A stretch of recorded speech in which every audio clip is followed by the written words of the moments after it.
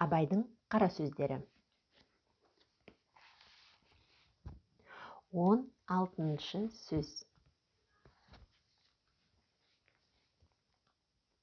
Қазақ құлшылығым Құдайға лайық болса екен деп қам жемейді екен. Тек жұрт қылғанды бізде қылып, жығылып, тұрып жүрсек болғаны дағандай. Саудагер несиесін жия келгенде, тапқаным осы.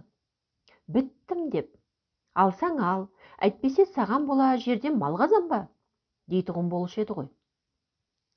Құдай тағаланы да дәл сол саудагердей қыламын дейді. Тілін жаттықтырып, дінін тазартып, ойланып, үйреніп әлек болмайды.